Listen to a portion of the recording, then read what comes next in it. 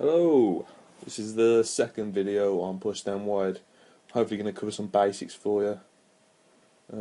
I've seen a lot of advice being bandied around about tactics on YouTube and Twitter, and a lot of it is awful, awful stuff. It's almost laughable, and it doesn't help people who are new to the game, want to learn some more about how tactics work, how football is played on the match engine. Because that's what it's all about, really. It's a match engine that dictates how well you do and how well you can use your players to get results. Obviously, there's different ways you can go about it. You could download someone else's, but I like to create my own, and a lot of people are now turning to creating their own and having some trouble. So it should basically help you out. When it comes to formation, that's the first thing. Well, actually, a lot of people advise that you should pick your formation last.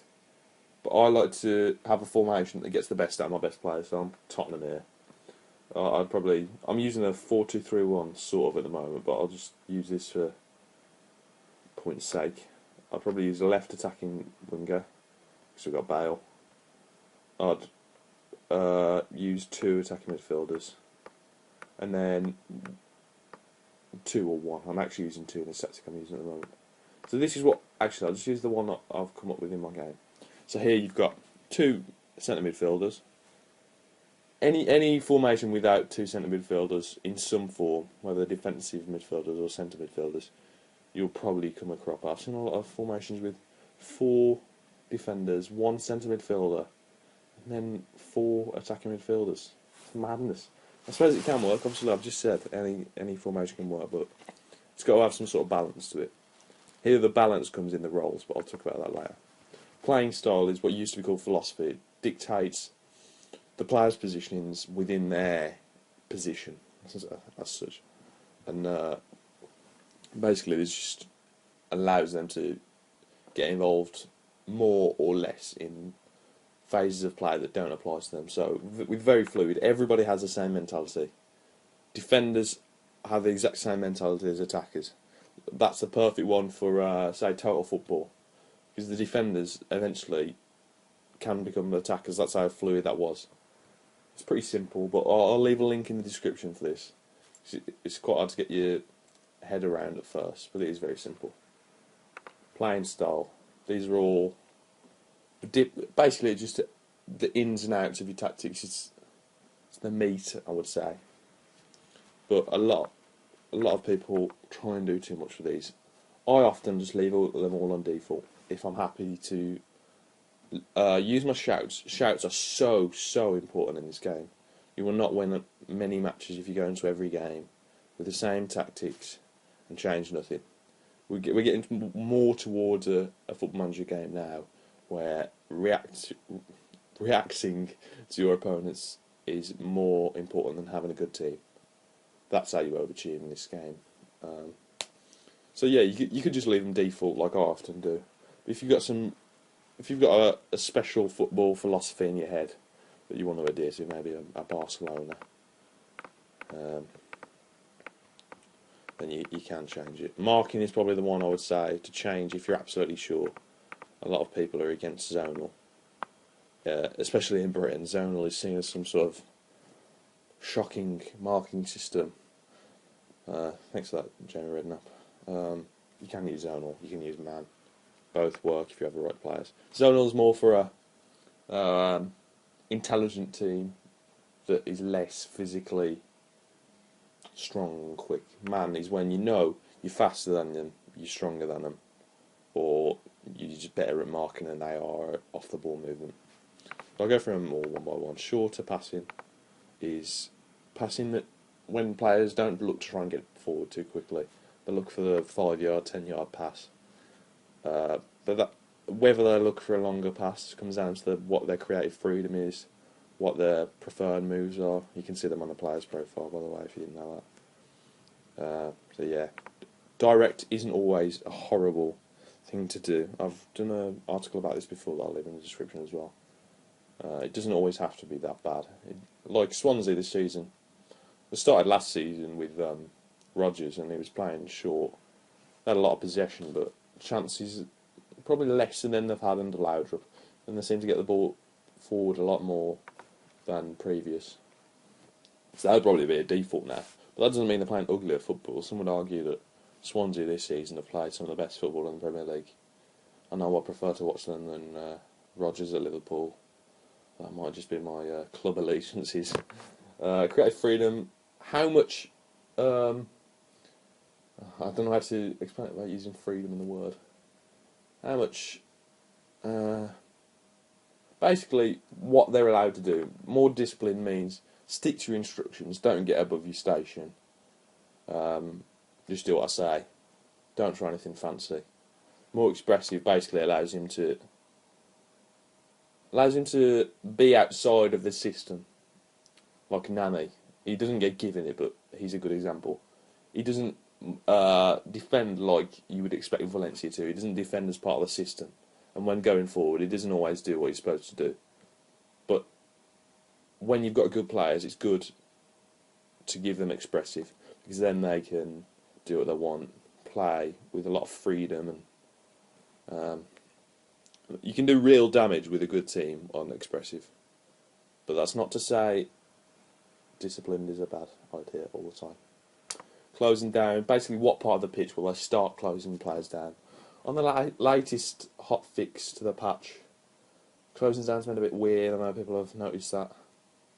You can basically just use what you want. If you've got a quick team and a hard-working team, go for press more. Default is if you just want to decide on when you come to a match, like some people like to use the weather and the pitch size. I prefer to just use the other team's players to decide whether to press them. If they've got good ball-playing defenders, you might want to press them, but you don't want your whole team to press, so that's when you need to start making the individual decisions and adapting. If they've got slow strikers, you can just hassle them, can't you? That's the best thing to do, because you're not going to have to worry about them getting in behind. Stand off more if you're confident that they haven't got any good players with long shots. Again, press more is probably the more fashionable one in apostrophes, but stand off more, I've had great success with it. I used that when I was football manager 11, I think it was, when I won the Champions League with the Croatian team. So, again, all three can work. Default tackling, basically, just don't go into every challenge, but go into the ones you think you can win. A lot of people will tell you that some of these are better than others. There's no one that people think are better, but in certain quarters, some are perceived as better. But again, none of these instructions are better than any others. More aggressive basically means it's not how hard you go into the tackle, it is how many tackles you go into. So you're saying to the players, it doesn't matter whether you think you can win it, just go in there and try and win it. More cautious is the opposite. Only go into the challenge if you think you can definitely win it. So there's something to think about depending on your players' tackling ability, what the other team's composure is like, whether they can handle being roughed up a bit. I've already gone through marking, haven't I? Crossing. Crossing.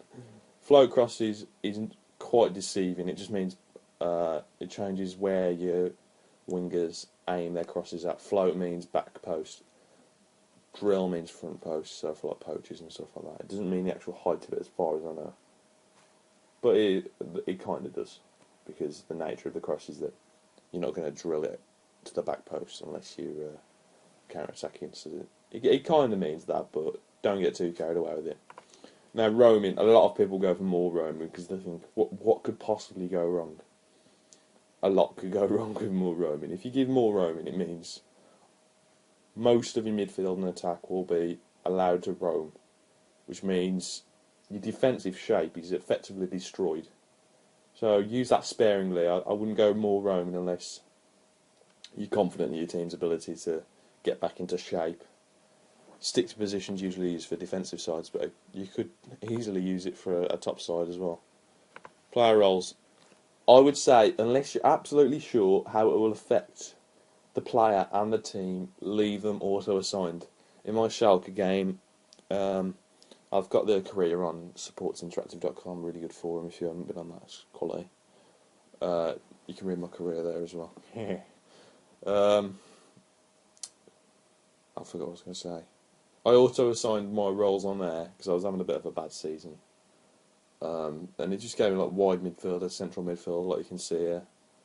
Gives you really simple ones, and it doesn't overwhelm your players. It doesn't put you into anything you don't know what you're doing in. And I think that's important, unless you know exactly how it affects the team's system. If you're sure of what it will do, just stick to it. Do what you want. But if you're a beginner or you just want a simple tactic, this is the way. You don't need to overcomplicate things. I would even say that overcomplicating things is one of the prime reasons for people having problems, because they don't realise that underneath it's changing quite a lot. Again, you can also assign duties. You might want to change a few of these because it doesn't affect it too much, and you don't need to be some genius to use them. You don't need to be too genius to use roles, but I advise not changing too much if you just want a simple tactic. Strategy, there seems to be some bias towards control, but they all have their uses. Even containment overload you can use every now and again. Defensive, this must be the most underused strategy you can think of. People just think it means you won't have any attacking prowess at all, but you can be really successful with this. I used it with Granada in Spain, and I did really well. It's one to use if you're at home to a league giant and you odds on to lose. You might just want to defend. And remember, you can always change these in the match as well. You don't have to stick to it all game. A lot of the time, I just go for standard with a new team, unless it's like a team I know really well. And then in the match, if you see that you're doing well, you can go control. If you can see that the other team have got some good attackers who are causing you problems, you can go to counter or defensive for a little while, try and steady the ship. Yeah, it's all about reacting, I think. That's what all the instructions been anyway. Another video will show you how to create your own in different ways, because it's not always this easy. If you don't know the team, for example, it can be pretty hard. But yeah, that's it for this one. Cheers. I'll see you all soon. Have a nice night.